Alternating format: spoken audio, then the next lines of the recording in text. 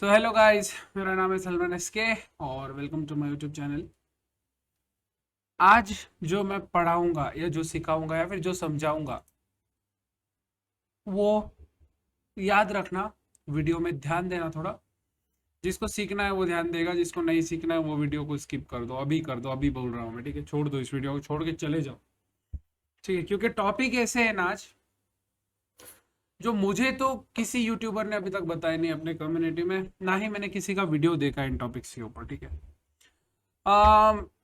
Normal YouTubers का तो देखा है, लेकिन स्टिल मैंने बहुत कम यूट्यूबर्स का ऐसा देखा है जो इन चीज़ों को समझा पा रहे हैं ठीक से। मैं भी कोशिश करूंगा समझाने की, गारंटी नहीं दे सकता कि आप लोग पूरा समझोगे, ठीक है? सो आज का जो हमारा टॉपिक है प्रोग्रामिंग पैराडाइम्स, हम जानेंगे डिफरेंट प्रोग्रामिंग पैराडाइम्स को और डिटेल में जानेंगे ऑब्जेक्ट ओरिएंटेड प्रोग्रामिंग पैराडाइम को। सो चलिए शुरू करते हैं। आज का वीडियो वैसे बहुत कमाल का है, क्योंकि आज वो समझोगे आप। मुझे नहीं लगता कि जैसे देखो, ऑब्जेक्ट ओरिएंटेड पढ़ा होगा, प्रोसीजरल पढ़ा होगा, स्ट्रक्चर्ड पढ़ा होगा, यहाँ तक फंक्शनल भी पढ़ा होगा, लेकिन आपको जरा भी आइडिया नहीं है कि किस किस तरीके के प्रोग्रामिंग पैराडाइम्स एग्जिस्ट करते हैं, ठीक है? जिसको आइडिया है उसके लिए तो बहुत सही, बहुत बढ़िया। मतलब जिसको ये सारे पैराडाइम्स पता है उसके लिए बहुत सही चीजें हैं, ठीक है? पैराडाइम क्या है वो क्लियर करूंगा अभी मैं थोड़ी देर में, लेकिन जिसको नहीं पता है उसके लिए बहुत हैरानी की बात है कि इतनी भी टाइप्स हो सकते हैं प्रोग्रामिंग करने के, इतने भी रास्ते हो सकते हैं प्रोग्रामिंग करने के। सो सो बने रहना इस वीडियो में। वीडियो लंबा हुआ तो चलेगा, आपको सुनना चाहिए मेरे अकॉर्डिंग तो। अगर आप किसी भी प्रोग्रामिंग बैकग्राउंड से हो तो आपको सुनना ही चाहिए। अगर आप प्रोग्रामिंग बैकग्राउंड से हो तो आपको सुनना ही चाहिए, क्योंकि अलग अलग प्रोग्रामिंग लैंग्वेजेस यूज करती है अलग अलग पैराडाइम्स को, और आपको जनरल नॉलेज के लिए ये कोई भी नहीं बताएगा। मोस्ट ऑफ दी लोग आपको जो प्रोसीजरल और ऑब्जेक्ट ओरिएंटेड प्रोग्रामिंग के बारे में बताएंगे, लेकिन बाकी जो है उसके बारे में कौन बताएगा? ये पार्ट वैसे तो सी प्लस प्लस सीरीज का ही है हमारे, लेकिन पैराडाइम्स कवर करना जरूरी है, क्योंकि मैंने बताया पहले कि सी में बहुत ज्यादा डेप्थ में जाने वाला हूँ, सॉरी सी प्लस प्लस में बहुत ज्यादा डेप्थ में जाने वाला हूँ, ठीक है? जो हमने सी में नहीं किया वो हम सी प्लस प्लस में करेंगे। सो आज पैराडाइम्स की बात करेंगे, प्रोग्रामिंग पैराडाइम्स की डिफरेंट। हमारे पास 7 पैराडाइम्स है टोटल, 7 पैराडाइम्स, बहुत अलग अलग तरीके के। और कुछ कुछ ऐसे मैं गारंटी दे सकता हूं कि आप में से ज्यादातर लोगों को ये सातों के सातों पैराडाइम नहीं पता होंगे। ऑब्जेक्ट ओरिएंटेड, प्रोसीजरल, फंक्शनल यहां तक पता हो सकता है, लेकिन ये सातों पैराडाइम्स के बारे में जब आप लोग सुनोगे ना, तब आप लोग को पता चलेगा कि कितना वास्ट है प्रोग्रामिंग वर्ल्ड, बहुत बड़ा है। और जब आप प्रिंसिपल्स, हम ऑब्जेक्ट ओरिएंटेड प्रोग्रामिंग में डिटेल में जाएंगे, वो हालांकि सी प्लस प्लस को ध्यान में रखते हुए बोलूंगा मैं, ठीक है? लेकिन हम बहुत डिटेल में जाएंगे ऑब्जेक्ट ओरिएंटेड प्रोग्रामिंग के भी आज। मतलब प्रिंसिपल्स भी देखेंगे आज हम ऑब्जेक्ट ओरिएंटेड प्रोग्रामिंग के, बेस्ट प्रैक्टिसेस क्या है, ये सब कुछ देखेंगे। शायद ही आपको किसी कोर्स में पढ़ाया होगा इन सारी चीजों के बारे में, ठीक है? नॉर्मल कोर्स में भी, और हमारे जो स्पेशल कोर्सेज होते हैं सिर्फ वीआईज के लिए, उन कोर्सेज में भी शायद किसी ने पढ़ा होगा, मैंने तो नहीं देखा है ऐसा। सो यहाँ पे आज आप बने रहना लास्ट तक, तो आपको पता चलेगा कि क्या क्या चीजें हैं। देखो यार, मैं टाइम निकाल के वीडियोस बना रहा हूँ, सो आपका फर्ज है वीडियो को शेयर करना, वीडियोस को लाइक करना, चैनल को सब्सक्राइब करना, क्योंकि मैं तो बनाता ही रहूंगा, लेकिन आपको भी आपका जो है वो कर्तव्य निभाना पड़ेगा। सो ये आपका फर्ज है, तो प्लीज प्लीज तो क्या ही है, लाइक और सब्सक्राइब कर देना। मैं प्लीज तो नहीं बोलूंगा, ठीक है? क्योंकि आप लोग को खुद, सब लोग को आपको पता है कि क्या सही है, क्या गलत है, क्या करना है, क्या नहीं करना है, आपकी खुद की प्रेफरेंस है वो। लेकिन मैं जस्ट आपको बोल सकता हूँ कि आप लोग करो, ठीक है? शेयर कर सकते हो वीडियो को, और करो ही। अ, छोड़ो ये सब टॉक्स पे बाद में आते हैं। तो देखो भाई, प्रोग्रामिंग पैराडाइम क्या होता है, सीधे सीधे तरीके से समझ लो। प्रोग्रामिंग पैराडाइम का मतलब है, प्रोग्रामिंग पैराडाइम को अगर मैं सिंपल वर्ड्स में समझाऊं तो एक वे है टू राइट कोड, ठीक है? एक वे है टू राइट कोड और to solve a specific problem, ठीक है? प्रोग्रामिंग पैराडाइम मतलब एक रास्ता है, या एक जरिया है, या फिर एक तरीका है। ओके, हाँ, तरीका। प्रोग्रामिंग पैराडाइम एक तरीका है जो कि आपको बताता है कि आपको किसी भी प्रोसीजर को कैसे करना है, ठीक है? किसी भी प्रोसीजर को कैसे करना है, ये आपको वो प्रोग्रामिंग का पैराडाइम बताता है। मतलब सिंपल वर्ड्स में आप ये बोल सकते हो कि प्रोग्रामिंग पैराडाइम जो है वो एक वे है टू राइट कोड, ठीक है। हमारे पास बहुत अलग अलग तरीके के पैराडाइम्स है, कुछ कुछ मैं डिटेल में नहीं लूंगा, कुछ कुछ लूंगा क्योंकि बहुत लंबी हो जाएगी लिस्ट, फिर 7 पैराडाइम्स है हमारे पास। ठीक है। सो बेसिक वर्ड में इसका यही मतलब होता है कि जो जो है वो कोड लिखने का एक तरीका है प्रोग्रामिंग पैराडाइम। हर लैंग्वेज एक पैराडाइम पे ऑपरेट करती है, हर लैंग्वेज का अपना एक प्रोग्रामिंग पैराडाइम होता है। कुछ कुछ लेजेंडरी लैंग्वेजेस होती है, C++, पाइथन जैसी लैंग्वेजेस जो कि मल्टी पैराडाइम सपोर्ट करती है। ठीक है। सो पैराडाइम्स में तो डिटेल में बात करेंगे, तब तक आई होप आपको ये क्लियर हो गया होगा। अगर कुछ भी क्लियर नहीं हुआ है आप कमेंट कर सकते हो, आप बता सकते हो मुझे। ठीक है। सो उसमें कोई टेंशन भी नहीं है। ओके। सो सबसे पहले हमारे पास में प्रोग्रामिंग पैराडाइम्स को देख लेंगे, उसके बाद ऑब्जेक्ट ओरिएंटेड पे जाएंगे। अभी ऑब्जेक्ट ओरिएंटेड को यहाँ पे स्किप करता हूं मैं, और लास्ट में ऑब्जेक्ट ओरिएंटेड के बारे में बात करेंगे। अभी बेसिक प्रोग्रामिंग पैराडाइम्स के बारे में बात कर लेते हैं। सो फर्स्ट है हमारे पास में प्रोसीजरल प्रोग्रामिंग। देखो यार, प्रोसीजरल प्रोग्रामिंग का सिंपल सा मतलब ये होता है कि हम जो है वो प्रोग्राम को छोटे छोटे प्रोसीजर्स में या फिर टास्क में डिवाइड कर देते हैं। ठीक है। प्रोसीजरल प्रोग्रामिंग का सबसे अच्छा एग्जांपल है प्रोग्रामिंग, सी प्रोग्रामिंग। ठीक है। प्रोसीजरल प्रोग्रामिंग में हमारे पास होता ही है कि हम फंक्शन टास्क को जो है वो अलग अलग टास्क जो होते हैं हमारे, उन लोग को हम फंक्शंस में डिवाइड कर देते हैं। ठीक है। और हर फंक्शन जो है वो अपना टास्क परफॉर्म करता है। यहाँ पे डेटा शेयरिंग जो है वो ग्लोबली होती है, मतलब किसी फंक्शन के पास लोकल डेटा वो तो ठीक है, लेकिन ग्लोबली यहाँ पे डेटा शेयर होता है, डेटा यहाँ पे ग्लोबल होता है। ठीक है। और सारे फंक्शंस अपने अकॉर्डिंगली उस डेटा को मॉडिफाई करते हैं। यही है प्रोसीजरल प्रोग्रामिंग, ज्यादा कुछ नहीं है। और प्रोसीजरल प्रोग्रामिंग ज्यादातर top to bottom approach follow करता है। फॉर एग्जाम्पल सी का एक कोड ले लो, जिसमें ऊपर इंक्लूड है, उसके बाद एक फंक्शन है इंट कैलकुलेट, इंट दो ये वेरिएबल्स को एक्सेप्ट कर रहा है या फिर पैरामीटर्स को, और फिर वो कैलकुलेट कर रहा है। ये तो हो गया फंक्शन हमारा कैलकुलेट, और फिर उसके नीचे हम मेन मेथड लिखेंगे। ठीक है। सो ये होती है प्रोसीजरल प्रोग्रामिंग, मतलब यहाँ पे प्रोसीजर हो रहा है पूरा लाइन बाय लाइन। ठीक है। जैसे हम लोग बैश स्क्रिप्ट लिखते हैं या फिर कोई भी स्क्रिप्ट लिखते हैं, लाइन बाय लाइन हम एग्जीक्यूट करते हैं चीजों को। तो प्रोसीजरल प्रोग्रामिंग में बेसिकली कुछ इसी टाइप का होता है। यहाँ पे ट्रीट करते हैं हम प्रोसीजर्स को लाइन बाय लाइन। ठीक है। और फॉलो करते हैं यहाँ पे टॉप टू बॉटम अप्रोच, मतलब मेन मेथड हमेशा एंड में होगा। ठीक है। और डेटा जो है वो ग्लोबली शेयर होगा सब लोगों के बीच में। यहाँ पे टास्क को जो है वो हम फंक्शंस में डिवाइड कर देते हैं। ठीक है। सो ये है हमारा प्रोसीजरल प्रोग्रामिंग। प्रोसीजरल प्रोग्रामिंग के एग्जांपल्स है हमारे पास सी और पैस्कल। ठीक है। सी प्रोग्रामिंग हमारी प्रोसीजरल प्रोग्रामिंग लैंग्वेज ही है। अभी आप बोलोगे यार हम तो मेन मेथड के नीचे भी फंक्शंस डिक्लेयर करते हैं, लेकिन आप ऊपर फंक्शन का प्रोटोटाइप डिक्लेयर करते हो कि नहीं? ठीक है। जो सी के लोग हैं उनके मन में ऐसा सवाल आ रहा होगा कि हम तो मेन मेथड के नीचे भी फंक्शन लिख देते हैं सी में, लेकिन ऊपर आप प्रोटोटाइप लिखते हो, कंपाइलर को बताते हो कि नहीं कि एक फंक्शन आने वाला है ऐसा? आप डायरेक्टली नहीं लिख सकते हो। सी एक प्रोसीजरल प्रोग्रामिंग लैंग्वेज है। ठीक है। सो प्रोसीजरल प्रोग्रामिंग ज्यादा कुछ नहीं है, बस इतना ही है। आई होप आपको प्रोसीजरल प्रोग्रामिंग क्लियर हो चुका होगा। देन नेक्स्ट हमारे पास में आता है स्ट्रक्चर्ड प्रोग्रामिंग। स्ट्रक्चर्ड प्रोग्रामिंग एक एक्सटेंशन ही है प्रोसीजरल प्रोग्रामिंग का बेसिकली। इसमें होता यह है, इसमें क्लियर स्ट्रक्चर में कोड लिखा जाता है। फॉर एग्जांपल हमारे पास में प्रोसीजरल प्रोग्रामिंग में स्टेटमेंट्स होते हैं कुछ कुछ, जैसे गोटो स्टेटमेंट। ठीक है। गोटो स्टेटमेंट से हम कंट्रोल इधर उधर जंप करवाते हैं हमारे कोड में। लेकिन ये जो फंक्शन, ये जो स्ट्रक्चर्ड प्रोग्रामिंग है वो एलिमिनेट कर देता है गोटो स्टेटमेंट को। ठीक है। इसमें हम जो है वो क्लियर स्ट्रक्चर का यूज करते हैं, एकदम क्लियर स्ट्रक्चर का कोड को लिखने के लिए, जैसे लूप्स और कंडीशंस। ठीक है। देखो प्रोसीजरल प्रोग्रामिंग में क्या हो रहा था, हम लोग फंक्शंस का यूज कर रहे थे मेनली। ठीक है। मेन चीज यहाँ पे फंक्शन थी। फंक्शंस को हम लोग डिवाइड, टास्क को जो है वो अलग अलग टास्क को हम लोग डिवाइड कर रहे थे फंक्शंस में। ठीक है। और यहाँ पे गोटो स्टेटमेंट्स का यूज हो रहा था। फॉर एग्जाम्पल कोई टास्क है, उसके बाद आपको किसी और तरफ जंप करवाना है, तो आप गोटो का यूज करके करवाओगे। ठीक है।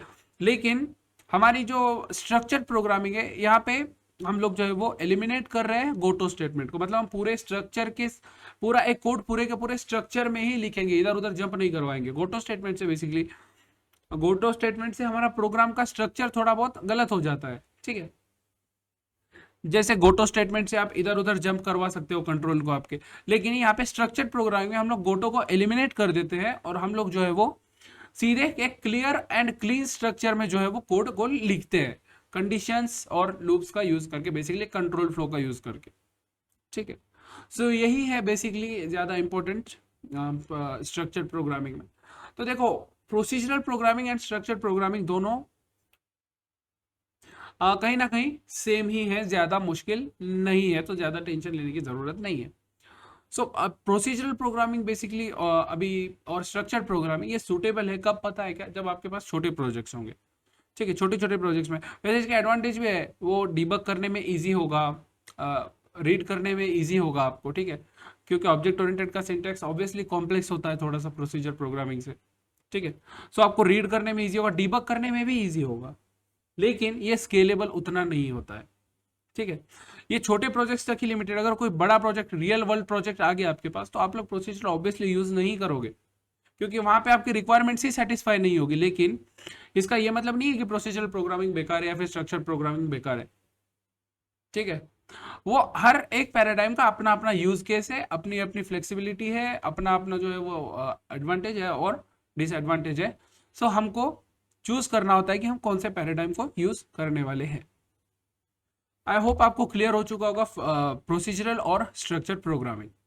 सो नेक्स्ट हमारे पास में है फंक्शनल प्रोग्रामिंग। फंक्शनल प्रोग्रामिंग का बेसिक सा मतलब है treating computation as evaluation of mathematical functions, ठीक है। इसको रिवाइंड करके समझ लेना वापस मैंने क्या बोला है, ठीक है। सो इसमें होता यह है कि इसमें हम लोग फंक्शंस का बहुत ज़्यादा यूज़ करते हैं, ठीक है। इसको आप लोग कंफ्यूज मत करना प्रोसीजरल प्रोग्रामिंग के साथ में, क्योंकि आगे बता रहा हूँ मैं, पहले सुन लो, ठीक है। इसमें बेसिकली फंक्शंस को हम as first class citizens treat करते हैं। इसका मतलब ये, यहाँ पे फंक्शंस के साथ कुछ भी हो सकता है, लिटरली कुछ भी हो सकता है। जैसे हम फंक्शंस को, वेरिएबल को असाइन कर सकते हैं, फंक्शंस को आर्ग्यूमेंट के जैसे एक्सेप्ट कर सकते हैं एक फंक्शन में दूसरे फंक्शन को, ठीक है। एक फंक्शन को हम वेरिएबल को असाइन कर सकते हैं, ठीक है। ये सब हम लोग करते हैं। ये ज्यादातर एम्फोसाइज करता है इम्यूटेबिलिटी को। इम्यूटेबिलिटी का मतलब ये है कि एक बार जैसे मैं आपको समझाता हूँ इम्यूटेबिलिटी का बेसिक सा मतलब क्या है। इसका सिंपल सा मतलब है कि जैसे डेटा अगर एक बार क्रिएट हो गया तो वो कभी भी ऑल्टर नहीं कर सकते हम, कभी भी डेटा को हम लोग चेंज नहीं कर सकते। इसका ही बेसिक सा मतलब होता है इम्यूटेबिलिटी का, यही मतलब होता है, ठीक है, ठीक है। ये एम्फोसाइज करता है डेटा इम्यूटेबिलिटी को, मतलब डेटा अगर एक बार क्रिएट हो गया तो फिर वो चेंज नहीं होगा, ठीक है। यही मतलब होता है इम्यूटेबल का, ठीक है, इम्यूटेबिलिटी का। और ये जो है ना, ये फंक्शनल जो पैराडाइम है, यहाँ पे बेसिकली हम लोग साइड इफेक्ट्स परफॉर्म नहीं कर सकते। साइड इफेक्ट्स, अभी साइड इफेक्ट्स का वो मतलब नहीं है जो आप लोग सोच रहे हो अभी। साइड इफेक्ट्स का ये मतलब है कि फंक्शंस जो है वो अपने स्कोप के बाहर के, जो उनके स्कोप के बाहर डेटा होगा या फिर वेरिएबल होगा, कुछ भी होगा, उसको चेंज नहीं कर सकते हैं, ठीक है। सो फंक्शनल प्रोग्रामिंग के ये ड्रॉबैक्स लग रहे होंगे आपको, लेकिन मैंने पहले ही बोल रखा है कि हर चीज के अपने अपने फायदे, अपने अपने नुकसान होते हैं। सो फंक्शनल प्रोग्रामिंग के एग्जांपल्स हमारे पास में लिस्प, लिस्प एक लैंग्वेज है, और पाइथन है, हैस्केल है, ठीक है। और सी प्लस प्लस भी फंक्शनल प्रोग्रामिंग को सपोर्ट करता है। सो फंक्शनल प्रोग्रामिंग में ज़्यादा डिटेल में जाने की अभी ज़रूरत नहीं है। सो आई होप आपको फंक्शनल प्रोग्रामिंग भी जो है वो क्लियर हो चुका होगा, जितना मैं करवाना चाहता था। सो नेक्स्ट हमारे पास में आती है डिक्लेरेटिव प्रोग्रामिंग। डिक्लेरेटिव प्रोग्रामिंग में बेसिकली उसका अगर बेसिक सा डेफिनेशन अगर हम निकालने की कोशिश करें, तो उसका मतलब होता है telling the computer what to do, not how to do it. Simple, ठीक है। इसका मतलब हम कंप्यूटर को बता रहे हैं क्या करना है, कैसे करना है, वो हम उसको नहीं बताएंगे, ठीक है, वो खुद देखे, ठीक है। सो इसका बेसिक सा अगर डेफिनेशन निकाले तो यही होगा, मतलब telling the computer what to do, not how to do it, ठीक है। इसका बेसिक सा मतलब है कि हम कंप्यूटर को बोल रहे हैं क्या करना है, कैसे करना है, वो नहीं बता रहे, ठीक है। ये बेसिकली प्रोग्रामिंग में उतना ज़्यादा नहीं होता, लेकिन जैसे आपका HTML हो गया, ठीक है, या फिर SQL हो गया, ठीक है, इसमें जो है वो ये ज़्यादातर यूज़ होता है। इसके भी अपने अपनी चीज़ें हैं भाई, सबके अपने अपने एडवांटेज और डिसएडवांटेज है। तो डिक्लेरेटिव प्रोग्रामिंग में ज़्यादा इधर हमको जानने के लिए ज़्यादा कुछ है ही नहीं, बस इतना ही है कि ये जो है वो HTML SQL के जैसी जगह पे यूज़ होता है। तो नेक्स्ट हमारे पास में होता है logic programming. Logic programming basically अगर इसका भी हम लोग डेफिनेशन निकालना चाहे तो ऐसा बोल सकते हो आप कि ये फैक्ट्स और रूल्स के ऊपर जो है वो चलता है पूरा। यहाँ पे कोड का ज़्यादा हमारे पास में कंट्रोल फ्लो वगैरह का कोई ज़्यादा इंपॉर्टेंस नहीं है। जैसे कि using facts and rules to express logical relationships. ठीक है, अगर इसकी सिंपल सी डेफिनेशन आप बताना या फिर निकालना चाहो तो। इसके भी हमारे पास में एग्जांपल है, जैसे हमारे पास प्रोलॉग है, प्रोलॉग PROLOG। ठीक है, प्रोलॉग ये लॉजिक प्रोग्रामिंग के लिए लैंग्वेज यूज होती है।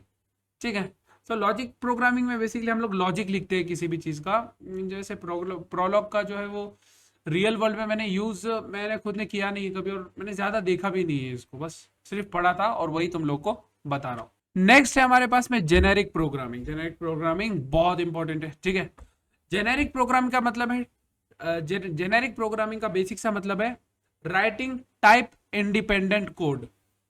ठीक है, इसका मतलब ये है कि जेनेरिक प्रोग्रामिंग में हम लोग टाइप इंडिपेंडेंट कोड लिखते हैं। ठीक है, जो कि हर डेटा टाइप के साथ में कंपैटिबल हो। ठीक है, इसका बेसिक सा ये मतलब होता है कि हम लोग एक फॉर एग्जांपल एक हम लोग जो है वो क्लास बना रहे हैं जो कि हर डेटा टाइप के साथ में कंपैटिबल हो। इसका इसको C++ में इंट्रोड्यूस किया गया था एज टेम्पलेट्स। हम लोग आज भी C++ में टेम्पलेट्स लिखते हैं जिसका साइज हम जिसका डेटा टाइप हम T दे देते हैं फॉर एग्जांपल। ठीक है, सो आप ऐसा करते हो T add left parent TA TB right parent left brace return A+B। ठीक है, सो अभी यहाँ पे इस T के जगह पे इंड भी आ सकता है, डबल भी आ सकता है, फ्लोट भी आ सकता है। ठीक है, वो टाइप इंडिपेंडेंट कोड है, मतलब किसी डेटा टाइप के ऊपर डिपेंडेंट नहीं होता है वो। हमारे पास में जेनेरिक्स है C#, जावा और डार्ट के पास। C++ में हमारे पास में टेम्पलेट्स है जेनेरिक प्रोग्रामिंग का यूज करने के लिए। अभी लास्ट में हम लोग बात करते हैं ऑब्जेक्ट ओरिएंटेड प्रोग्रामिंग की, और इसको बहुत डिटेल में बात करेंगे हम। ठीक है, इसलिए मैंने पहले जल्दी जल्दी निपटा दिया, आप लोग और पढ़ सकते हो कहीं भी जाके इसके बारे में। So object oriented programming, basically object oriented programming is a paradigm which models real world entities using objects या फिर through objects। ठीक है, इसका मतलब है कि ऑब्जेक्ट ओरिएंटेड पैराडाइम जो है वो रियल वर्ल्ड को मॉडल करने के लिए या फिर रियल वर्ल्ड एंटिटीज को मॉडल करने के लिए यूज होता है। ठीक है, ऑब्जेक्ट ओरिएंटेड प्रोग्रामिंग में बहुत कुछ है हमारे पास में एक्सप्लोर करने के लिए, इसीलिए हम लोग आगे से इसके आगे ऑब्जेक्ट ओरिएंटेड प्रोग्रामिंग को ही कंटिन्यू करेंगे। ठीक है, मैं आपको जेनेरिक प्रोग्रामिंग भी सिखाऊंगा C++ में, कोई टेंशन नहीं है। फंक्शनल भी हम देखेंगे, लेकिन अभी ऑब्जेक्ट ओरिएंटेड के साथ रहेंगे।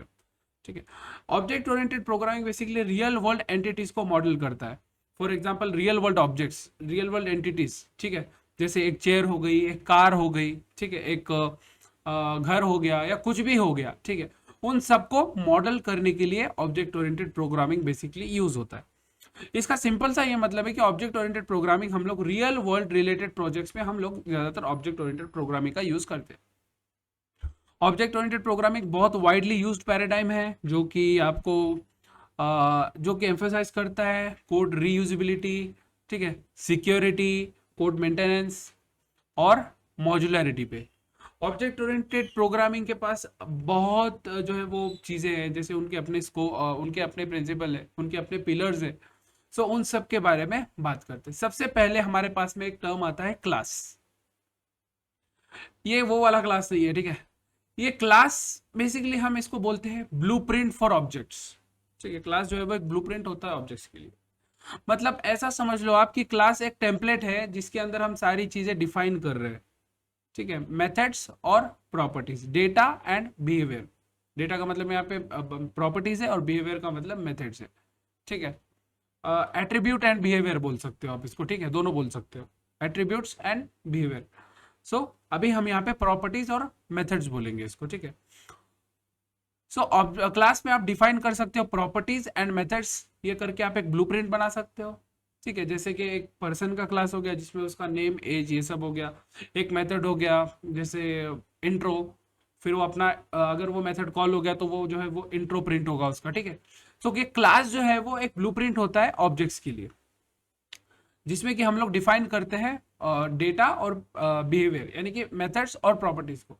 अभी मेथड्स और प्रॉपर्टीज में आपको समझा देता हूँ क्या होता है। सबसे पहले मेथड्स, देखो मेथड्स का मतलब होता है एक्शन, कोई भी एक्शन परफॉर्म करते हैं हम। ठीक है, और प्रॉपर्टीज का मतलब होता है वैल्यूज।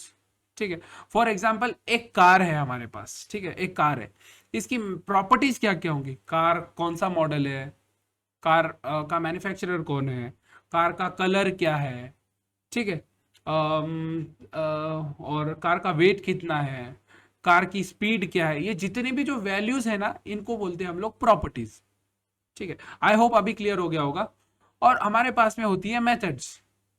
मेथड्स का बेसिक सा मतलब यहाँ पे ये होता है, कोई भी एक्शन अगर वो कार परफॉर्म कर रही होगी, फॉर एग्जांपल जैसे आपने जो है वो रिमोट वाली कीज होती है उसका बटन दबाया और वो जो है वो कार अनलॉक हो गई, आपने जो है वो स्टार्ट किया और कार स्टार्ट हो गई, आपने एक्सेलरेटर दबाया और कार आगे बढ़ रही है। ठीक है, ये जो भी एक्शन हो रहा है या फिर जो भी ये प्रोसेस हो रहा है हम लोग इसको बोलते हैं मेथड्स। जैसे स्टार्ट का एक मेथड, स्टॉप का एक मेथड, ब्रेक का एक method, open door method, close door method. ठीक है, सो ये सब हो गई मेथड्स। ठीक है, सो डेटा और मेथड्स या फिर प्रॉपर्टीज और मेथड्स का यूज करके हम लोग एक क्लास बनाते हैं। ठीक है, और वो जो है ब्लूप्रिंट्स होती है ऑब्जेक्ट्स के लिए। क्लियर? जैसे अभी फिर पहले ऑब्जेक्ट को समझ लेते हैं फिर और डिटेल में बात करेंगे। ऑब्जेक्ट बेसिकली इंस्टेंस होता है क्लास का। ठीक है, फॉर एग्जांपल आपने एक पर्सन की वैल्यू एक पर्सन की क्लास बना दिया आपने। ठीक है, उसमें डेटा कुछ भी नहीं है अभी, सिर्फ मेथड से, जैसे इंट्रो और ठीक है सिर्फ इंट्रो है। अभी हम वहाँ पे ऑब्जेक्ट्स क्रिएट कर रहे हैं, 4 पर्सन, जैसे पर्सन सलमान एस के, ठीक है, पर्सन और कोई भी एक्स वाई जेड, पर्सन और कोई भी पर्सन और कोई भी, ऐसे 4 पर्सन हमने क्रिएट किए। तो ब्लूप्रिंट तो एक ही है, बस डेटा अलग अलग है। काम तो सेम ही हो रहा है, बस डेटा जो है वो अलग अलग है। ठीक है, मेरा नाम सलमान एस के, किसी का नाम एक्स वाई जेड हो सकता है, किसी का नाम एबीसी हो सकता है। ठीक है, सो क्लास एक ब्लूप्रिंट होता है जिसका यूज करके ऑब्जेक्ट्स क्रिएट करते हो आप, जो कि इंस्टेंस होते हैं उस क्लास के, जिनका अपना अलग डेटा और अपना अलग बिहेवियर होता है। ठीक है, ये डिपेंड करता है, लेकिन हाँ डेटा तो अलग ही होता है। सो बेसिकली यही होते हैं हमारे पास में classes and objects. I hope clear हो चुका होगा आपको। ऑब्जेक्ट्स और क्लासेस को समझने के बाद नेक्स्ट हमारे पास में चीज़ आती है इनकैप्सुलेशन। ठीक है, ऑब्जेक्ट ओरिएंटेड प्रोग्रामिंग का ही पार्ट है ये, और बहुत काम का है। इनकैप्सुलेशन में बेसिकली हम क्या करते हैं, डेटा को जो है वो एक सिंगल यूनिट में जो है वो पैक कर देते हैं, जिसको हम क्लास बोलते हैं। ठीक है, इनकैप्सुलेशन में डेटा को हम एक सिंगल यूनिट में पैक कर देते हैं, डेटा को और मेथड्स को हम एक सिंगल यूनिट में पैक कर देते हैं, और उसके एक्सेस को जो है वो हम कंट्रोल करते हैं। फॉर एग्जाम्पल हमारे पास में डेटा है और मेथड्स है, हम एक्सेस मॉडिफायर्स, ठीक है, जो कि मैं एक्सप्लेन करूंगा आगे अभी, एक्सेस मॉडिफायर्स का यूज करके हम लोग जो है वो डेटा की जो है वो सिक्योरिटी जो है वो बढ़ा सकते हैं, कम कर सकते हैं या फिर मॉडिफाई कर सकते हैं। ठीक है, इनकैप्सुलेशन की मदद से यहाँ पे जो है वो सिंगल यूनिट में रैप कर देते हैं सारे डेटा को और मेथड्स को, और एक्सेस इनका कंट्रोल करते हैं हम लोग एक्सेस मॉडिफायर्स का यूज करके। सो एक्सेस मॉडिफायर्स हमारे पास में 3 होते हैं मेन। फर्स्ट है पब्लिक। पब्लिक का मतलब ये है कि क्लास के बाहर भी जो है वो ये मेथड्स को एक्सेस किया जा सकता है। ठीक है, मेथड्स नहीं, मेथड्स या फिर प्रॉपर्टीज जो भी बोलो, पब्लिक का मतलब ये है कि ये जो है वो मेथड्स और प्रॉपर्टीज पब्लिक होंगी, कोई भी इसको एक्सेस कर सकता है। नेक्स्ट है हमारे पास में प्राइवेट। प्राइवेट का मतलब है कि वो सिर्फ जो प्राइवेट मेथड्स और प्राइवेट प्रॉपर्टीज है वो सिर्फ उसी क्लास के अंदर एक्सेसिबल होगी और कहीं नहीं होगी। ठीक है, पब्लिक में क्या हो रहा था, पब्लिक मेथड्स और पब्लिक प्रॉपर्टीज में क्या हो रहा था हमारे पास कि जो मेथड और एट्रीब्यूट यानी कि मेथड और डेटा जो है वो पब्लिकली एक्सेसिबल था हमारे लिए, हमारे पास। ठीक है, कोई टेंशन नहीं था, पब्लिक में कोई भी एक्सेस कर सकता है इसको। लेकिन प्राइवेट में क्या हो रहा है हमारे पास, वो जो प्राइवेट मेथड्स और प्राइवेट प्रॉपर्टीज है वो सिर्फ और सिर्फ उस क्लास के अंदर ही एक्सेसिबल है। उस क्लास का जब राइट ब्रेस सेमीकोलन हो जाएगा, राइट ब्रेस खत्म, class left brace right brace, जब उसका राइट ब्रेस हो जाएगा तो तुम लोग फिर उसको एक्सेस नहीं कर सकते, उसके प्राइवेट प्रॉपर्टीज और मेथड्स को। ठीक है, इसका मतलब समझ लो। थर्ड होता है हमारे पास में प्रोटेक्टेड। प्रोटेक्टेड जो है वो क्लास में तो एक्सेस होगा ही होगा, लेकिन उसको जो इनहेरिट करेंगे, ठीक है, उसकी जो डराइव क्लासेस होंगी उनमें भी जो है वो एक्सेसिबल होगा। ठीक है, यहाँ पे एक फ्रेंड का भी कंसेप्ट आता है, फ्रेंड क्लास और फ्रेंड फंक्शन, फ्रेंड मेथड्स का, वो बाद में बात करेंगे हम उसके बारे में। ठीक है, इस वीडियो में तो नहीं करेंगे। ठीक है, इसका मतलब ये समझ लो जो क्लासेस उसको इनहेरिट करती है, इनहेरिटेंस का मतलब अभी समझाऊंगा मैं आपको, ठीक है, थोड़ी देर में। अभी के लिए बस इतना याद रख लो कि जो क्लासेस उसको इनहेरिट करेगी, प्रोटेक्टेड मेंबर्स या फिर प्रोटेक्टेड मेथड्स और प्रॉपर्टीज, वहां भी एक्सेस हो सकती है, और यही होता है बेसिक इनकैप्सुलेशन। नेक्स्ट बात करते हैं इनहेरिटेंस की। देखो, इनहेरिटेंस एक मैकेनिज्म होता है जिसमें कि एक क्लास एक दूसरे क्लास से मेथड्स और प्रॉपर्टीज को इनहेरिट करता है।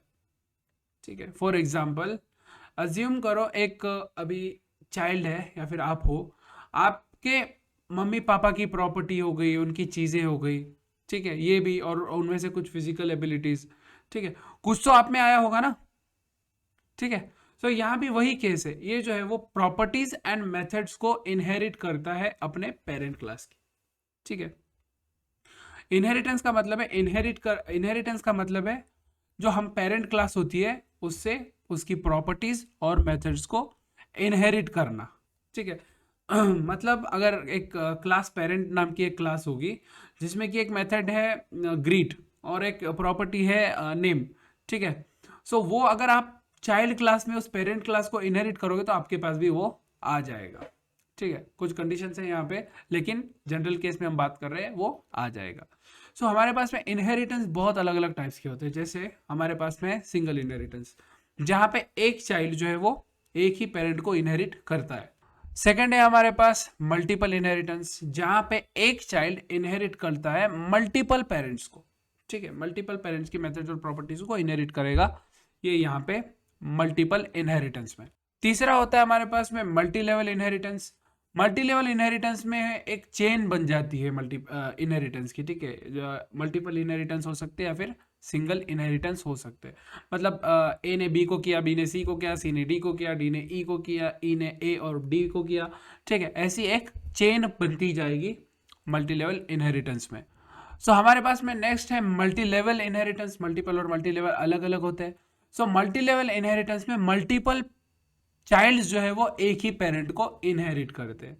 ठीक है, मल्टीपल चाइल्ड्स होंगे, for example class A B C D E है हमारे पास, क्लास बी इनहेरिट कर रही है ए को, सी इनहेरिट कर रहा है ए को, डी इनहेरिट कर रहा है ए को, और ई भी इनहेरिट कर रहा है ए को। ठीक है, और नेक्स्ट और फाइनल हमारे पास में होता है हाइब्रिड इनहेरिटेंस। हाइब्रिड इनहेरिटेंस में बेसिकली कोई भी दो टाइप्स ऑफ इनहेरिटेंस को मिक्स कर दो आप, वो बन जाएगा आपका हाइब्रिड इनहेरिटेंस। फॉर एग्जांपल आपने सिंगल और मल्टीपल को मिक्स कर दिया, बन गया हाइब्रिड। मल्टीलेवल और मल्टीपल को मिक्स कर दिया, ये भी बन गया हाइब्रिड इनहेरिटेंस। ठीक है, हाइब्रिड इनहेरिटेंस का मतलब है combination of any two types of inheritance, simple. So अभी देखो, आप लोग नहीं समझ पाए हो कोई बात नहीं, ये सिर्फ हमारा थ्योरी वीडियो, प्रैक्टिकल करेंगे तो ज़्यादा अच्छे से समझ में आएगा।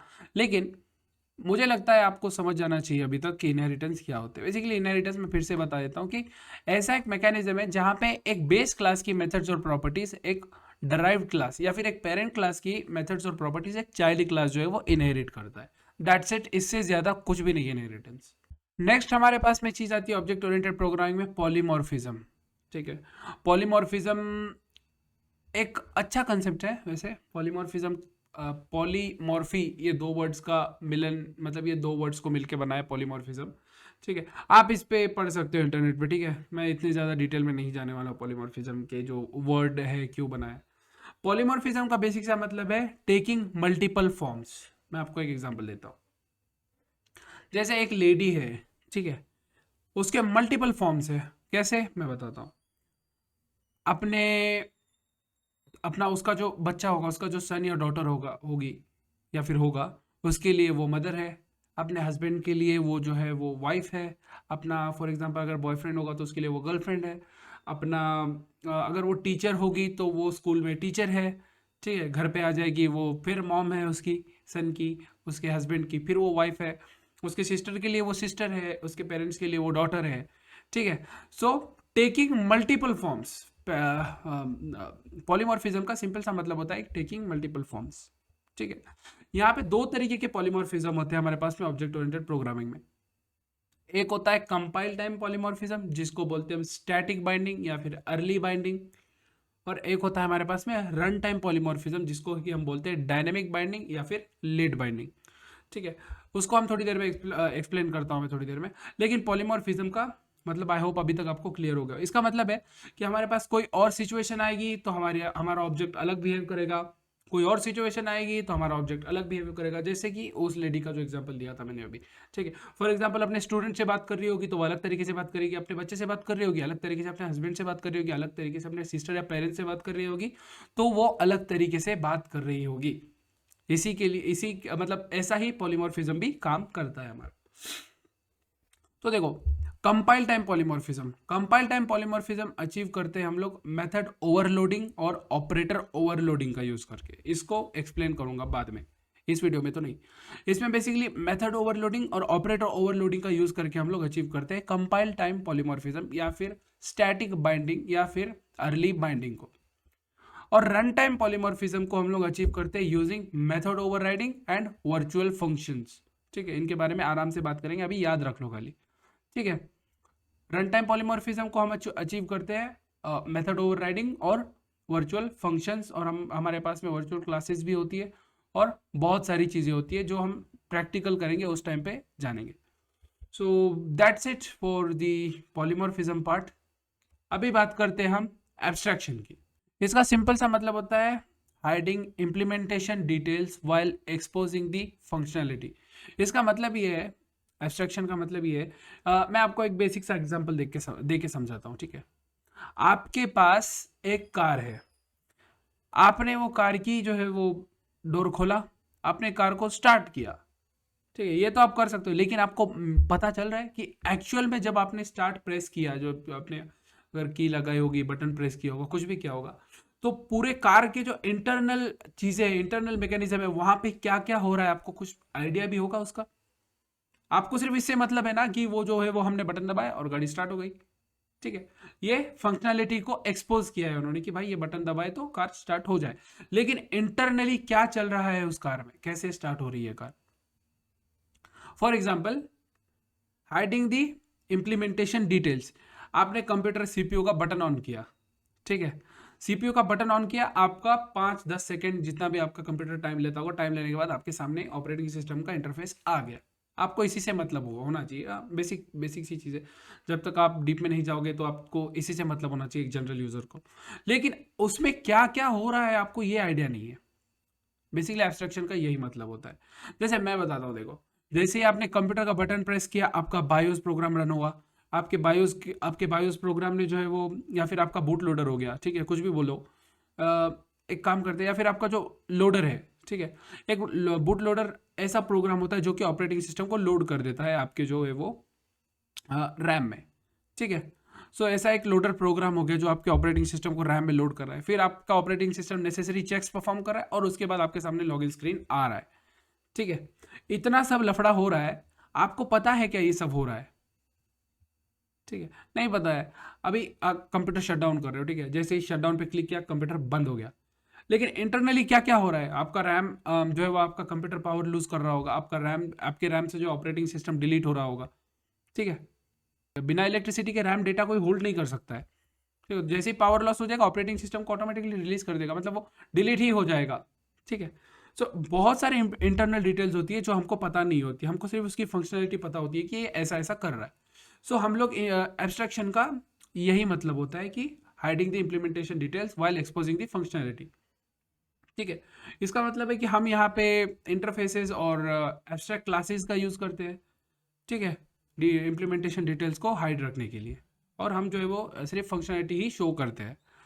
सो ये 5 चीज़ें थी ऑब्जेक्ट ओरिएंटेड प्रोग्रामिंग को आपको करने के लिए। ये इतनी सारी चीज़ें रिक्वायर्ड है, class, objects, encapsulation, inheritance, polymorphism और एब्स्ट्रैक्शन।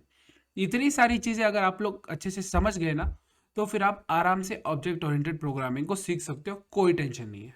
सो अभी हम लोग लास्ट में बात करते हैं ऑब्जेक्ट ओरिएंटेड प्रोग्रामिंग के कुछ प्रिंसिपल्स है। ठीक है, उनके बारे में हम लोग बात करेंगे। देखो, ये प्रिंसिपल्स जो है वो आपको बताते हैं कि अच्छा कोड कैसे लिखना है, ठीक है, स्केलेबल कोड कैसे लिखना है। ये प्रिंसिपल्स तो मुझे अभी तक किसी ने नहीं पढ़ा है, मैंने तो मतलब इंटरनेट से पढ़ा है इसको। ठीक है, और प्रैक्टिस भी करता हूँ मैं। अभी नहीं पढ़ा था, जब मैं C++ सीख रहा था तभी पढ़ा था, जब मैंने शुरू में ऑब्जेक्ट ओरिएंटेड प्रोग्रामिंग की थी CPP के साथ। ठीक है, तो बेसिकली हमारे पास में बहुत सारे प्रिंसिपल्स हैं ऑब्जेक्ट ओरिएंटेड प्रोग्रामिंग में, उनको हम लोग फॉलो करते हैं। सो उसमें से फर्स्ट है हमारे पास सिंगल रिस्पॉन्सिबिलिटी प्रिंसिपल। ठीक है, फर्स्ट है हमारे पास सिंगल रिस्पॉन्सिबिलिटी प्रिंसिपल। इसका मतलब है कि a class should have only one job. इसका मतलब है कि एक क्लास जो है वो सिर्फ एक काम के लिए होनी चाहिए। ठीक है, इसका मतलब ये है कि a class should have only one job or responsibility. It should not try to do multiple jobs or tasks. ठीक है, मतलब कि एक जो आप क्लास बना रहे हो, ठीक है, वो एक सिंगल जॉब के लिए बनी होनी चाहिए, मल्टीपल काम उसको नहीं करने चाहिए। ठीक है, ये प्रिंसिपल्स जब हम रियल टाइम में कोड करेंगे ना, तब आप लोग को पता चलेंगे कि कितने इंपॉर्टेंट होते हैं।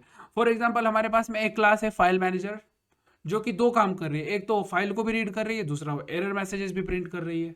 ठीक है, सो ये इस रूल को ब्रेक कर देगा, सिंगल रिस्पॉन्सिबिलिटी प्रिंसिपल को। ठीक है, ये क्या बोलता है कि भाई क्लास जो है वो एक ही जॉब के लिए बनी होनी चाहिए, ताकि आपको अगर फॉर एग्जांपल अगर ये दो चीजें कर रहा होगा, ठीक है, तो ये क्या बोलता है कि अगर ये दो काम कर रहा होगा, तो अगर एक काम हमने गलती से चेंज कर दिया तो दूसरे काम पे फर्क पड़ सकता है। सो रिस्क मत लो, दो जॉब्स के लिए अलग अलग क्लासेस क्रिएट कर लो, सिंपल। जैसे फॉर एग्जांपल आप एक एग्जांपल ले सकते हो एक होटल का। शेफ जो है वो खाना बनाता है और वेटर जो है वो खाना सर्व करता है हमको। अभी इमेजिन करो कि जो है वो आपका वेटर भी जो है वो खाना बनाने लगे, बेकार काम है ना, क्योंकि शेफ खुद का अपना काम कर रहा है, वेटर अपना काम कर रहा है।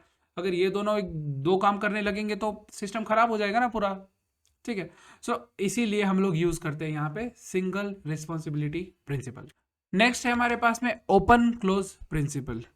इसका ये मतलब है कि a class should open for a class should open for extension, not for modification. इसका मतलब मैं आपको बेसिक तरीके से समझाता हूं। A class open for extension मतलब एक्स्ट्रा कोड ऐड करने के लिए क्लास ओपन होनी चाहिए, बट नॉट फॉर मॉडिफिकेशन। मतलब नॉट फॉर मॉडिफिकेशन, इसका मतलब है कोड को मॉडिफाई, आपके क्लास को जो है वो मॉडिफाई बिना किए एक्सटेंशन यानी कि एक्स्ट्रा कोड ऐड करना आपकी क्लास में आना चाहिए।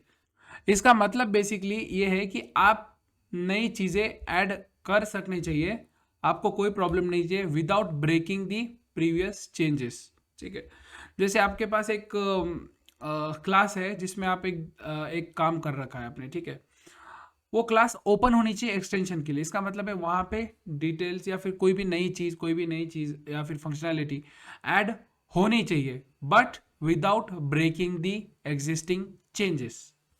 ठीक है, यही होता है बेसिक सा मतलब इसका। फॉर एग्जाम्पल, अगर आपने एग्जिस्टिंग कोड को मॉडिफाई किया जो कि पहले से काम कर रहा है अच्छे से, न्यू कोड को ऐड करने के लिए एग्जिस्टिंग कोड को मॉडिफाई किया, ठीक है, जो कोड पहले से ही अच्छे से काम कर रहा है, सो हो सकता है कि वो कोड ब्रेक हो जाए, कुछ काम ना करे। ठीक है, इससे अच्छा है कि आप जो है वो नई फीचर्स को ऐड करो without breaking the existing changes. और इसका रियल वर्ल्ड एग्जाम्पल भी है, हम एप्स इंस्टॉल करते हैं एंड्रॉइड फोन में, राइट। ठीक है, एक्सटेंशन का है जो है वो एग्जाम्पल हुआ। आप जो है फोन के फीचर्स को या फिर फंक्शनैलिटी को बढ़ाने के लिए एप्स इंस्टॉल करते हो, है ना। ऐसा तो नहीं है ना कि आप पूरा का पूरा ऑपरेटिंग सिस्टम ही चेंज कर देते हो। अभी तो मेरे पास इससे अच्छा एग्जांपल तो नहीं है ओपन क्लोज प्रिंसिपल का। सो नेक्स्ट हमारे पास में प्रिंसिपल आता है लिस्कॉव सब्स्टिट्यूशन प्रिंसिपल। ठीक है, इसका बेसिक सा मतलब है we should be able to replace the child class with its parent class. ठीक है, इसका मतलब बेसिकली ये है कि हम जो है वो चाइल्ड क्लास को रिप्लेस कर सकते हैं विद उसके पेरेंट क्लास से। जैसे मैं आपको बताता हूं, देखो, अगर चाइल्ड क्लास अपने पेरेंट क्लास की तरह बिहेव नहीं करेगा, ठीक है, अगर चाइल्ड क्लास अपने पेरेंट क्लास की तरह बिहेव नहीं करेगा, सो हमारा कोड जो है वो अनप्रिडिक्टेबल हो जाएगा, हम प्रिडिक्ट नहीं कर सकते हमारे कोड को फिर। ठीक है, क्योंकि हम यूज ही करते हैं ना चाइल्ड क्लास भाई पेरेंट क्लास की चीजों को इनहेरिट करने के लिए। ठीक है, सो इसका मतलब डेफिनेशन के साथ में अलाइन करवाने के लिए मैंने आपको ये एग्जांपल दिया है अभी। ठीक है, कि we should be able to replace child class with its parent class without breaking the code, without breaking the program. अब मैं आपको इसका एग्जांपल देता हूँ। एक हमारे पास में यूनिवर्सल रिमोट, ठीक है, यूनिवर्सल रिमोट जो कि टीवी एसी फैन सबके साथ में चल सकता है, उसको हम रिप्लेस करने चाहिए टीवी रिमोट के साथ में। ठीक है, वो स्टिल वर्क करेगा फिर टीवी के लिए।